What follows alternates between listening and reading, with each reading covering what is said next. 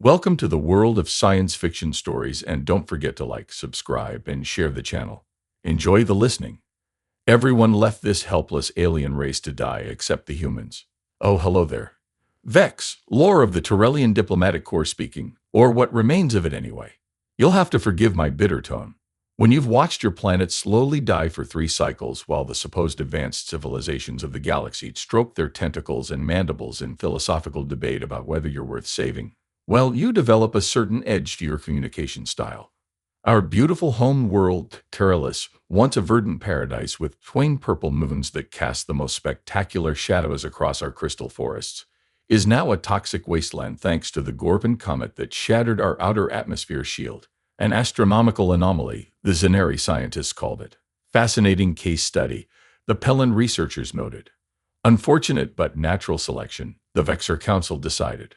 Natural selection? Hey, nothing natural about watching 60% of your population choke on poisoned air while your neighbors in the cosmos observe with clinical detachment. Our planetary communications hub sent distress signals to every corner of the Galactic Union, every single member species. We weren't asking for charity, mind you. The Terallian people had reserved substantial mineral deposits and ancient technological artifacts that predated even the mighty in Empire. We offered fair trade, resources for salvation. But no, the responses trickled in with diplomatic precision. Regrettably, our fleet is otherwise engaged. The Galactic Council must debate this matter further. Our technology is incompatible with your atmospheric composition. Excuses wrapped in political jargon, delivered with false sympathy. The Vex'Lor, our closest neighbors, actually sent observers. Can you believe that? Not aid workers, not medical teams, but observers to document the planetary extinction event. I nearly punched Ambassador Kiel when he presented his credentials with that smug expression on all 4 of his faces. By the 3rd month, our atmospheric toxicity reached levels that required specialized breathing apparatus just to walk outside. Our children were confined to sealed habitats, our elderly dying by the thousands each day. The crystal forests, sacred communion sites for 12,000 years, withered to skeletal remains. Governor Maturi gathered our remaining resources and scientists, attempting something, anything, to mitigate the disaster. We converted industrial complexes to produce atmospheric cleansers, but they were like spitting into a solar wind. Too little, too late. And so there we were, a technologically advanced civilization of 16 billion souls, reduced to 11 billion and falling fast, watching our world die around us while the galaxy's enlightened species debated whether we were worth the fuel expenditure to evacuate. That's when the unthinkable happened. That's when they arrived. Humans. Not the oldest species. Certainly not the most technologically advanced. Barely a footnote in galactic history. But they came. They actually came. And everything changed. But I'm getting ahead of myself. Let me tell you properly how the most unlikely species in the galaxy became the saviors that no one, especially not us, expected. The Galactic Council Chamber, a massive geodesic dome composed of rare transparent alloys harvested from neutron stars. Pretentious. Absolutely. A fitting stage for the greatest collection of self-important species ever assembled. 100%. I stood at the petitioner's podium, my breathing apparatus wheezing slightly. Not the most dignified sound when pleading for the lives of billions. But hey, toxic atmosphere will do that to your respiratory system. Esteemed representatives of the Galactic Council, I began, trying to keep the desperation from my voice. The situation on Terallian has deteriorated beyond critical levels. Our atmospheric degradation has accelerated. Without immediate intervention, total planetary collapse will occur within 60 rotations.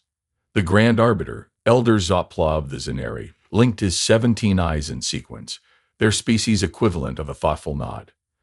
Behind him, the semicircular arrangement of ambassadors shifted uncomfortably in their environmental pods.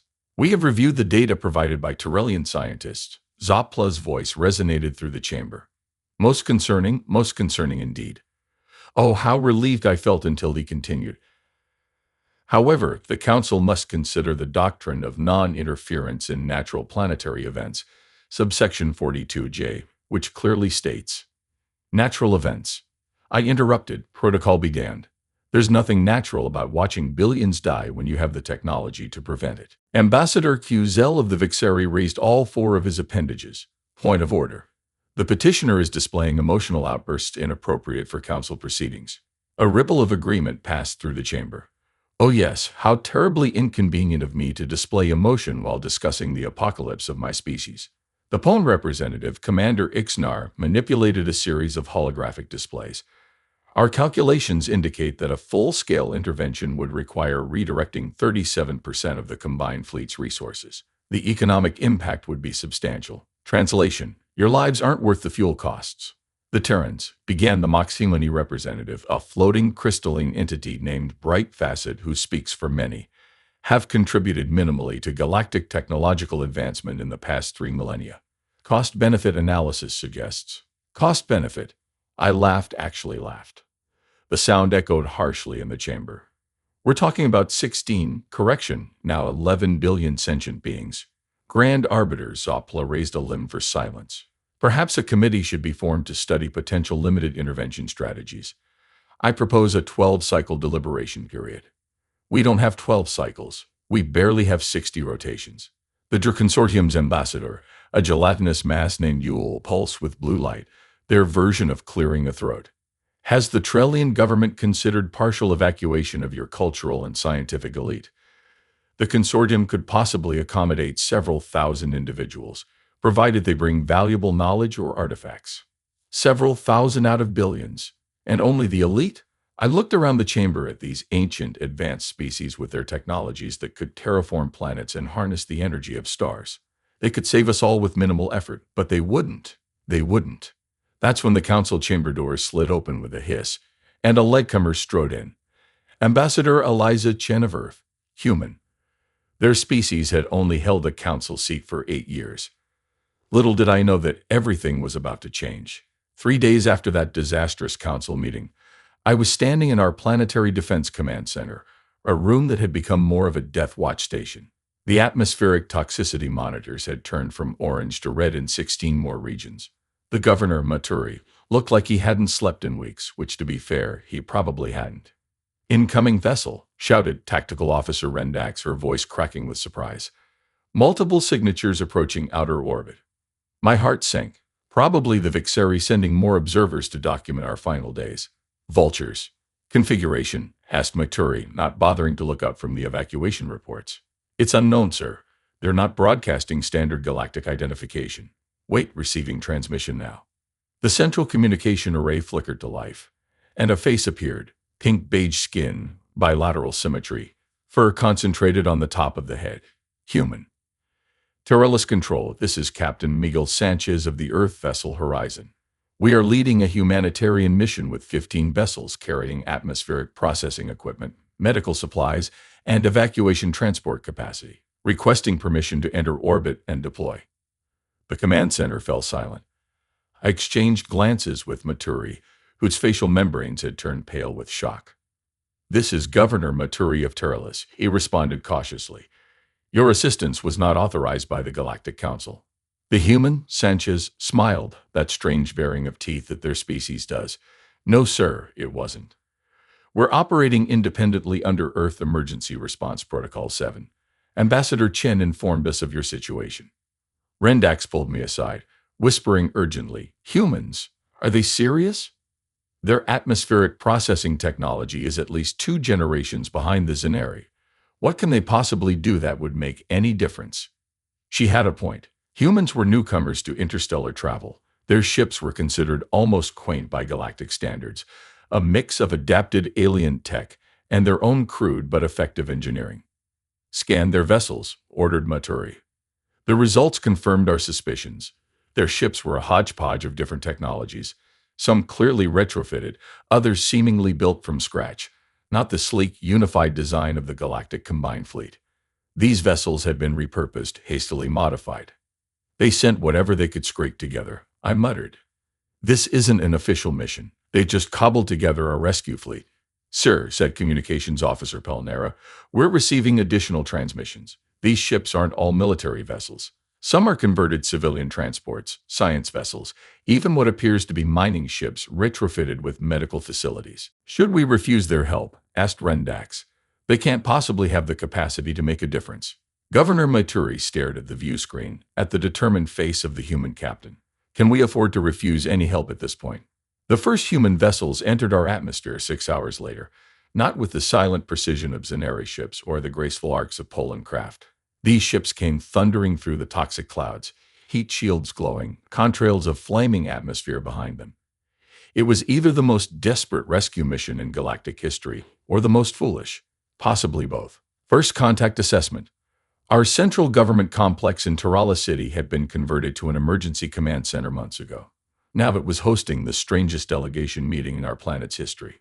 The humans arrived wearing what looked like primitive environmental suits, bulky things with external oxygen tanks and mechanical joints that hissed and clicked when they moved.